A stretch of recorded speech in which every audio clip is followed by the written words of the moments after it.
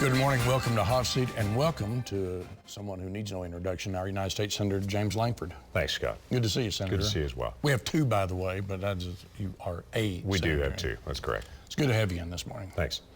Let's start with a question on everybody's mind this morning. Do you have any classified documents in the trunk of your car? I do not. Not in my trunk, not in my glove box, not in my garage, not anywhere in the house. I can tell you that with great confidence because I never leave the building with a classified document, ever. That sounds like a good practice.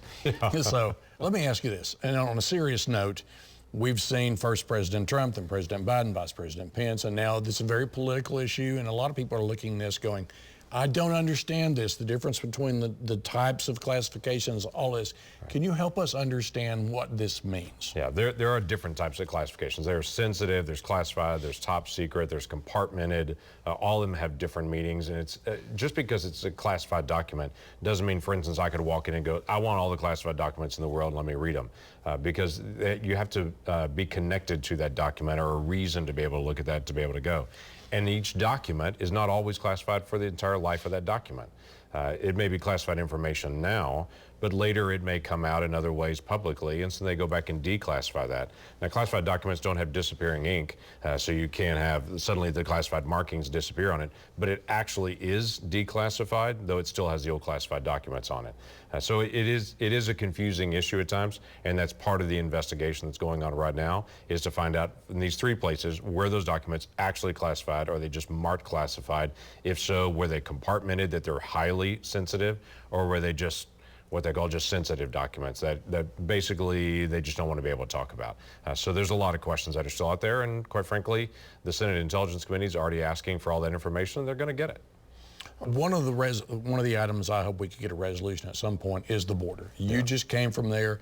Those of us who study history look back on several administrations about what a problem this is.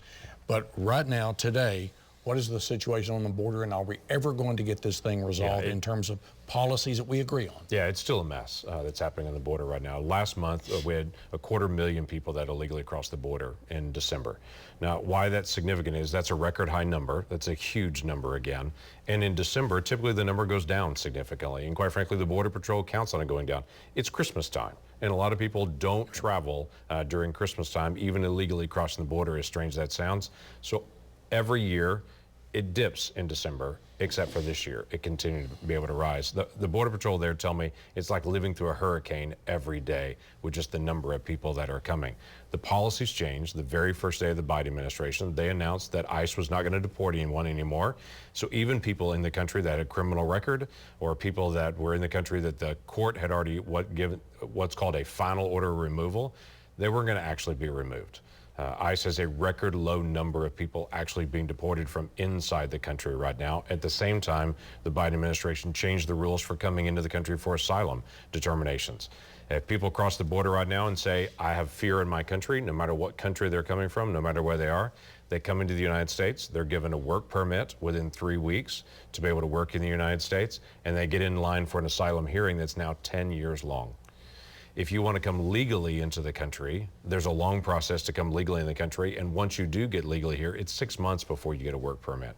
So literally what the Biden administration has set up is an incentive to come into the United States illegally rather than legally. So we're having folks now pay the cartels in Mexico to be able to come across the border illegally so they can quickly get a job in the United States rather than actually doing this the legal way. I don't run into a lot of people that have a disdain for legal immigration. Our country celebrates and our state celebrates legal immigration. We just have a problem with anything that begins with illegal.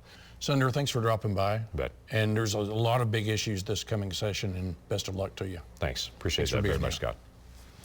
Thanks for watching Hot Seat. See this again at news9.com/yourvotecounts. Follow me on Twitter @MitchelTalks.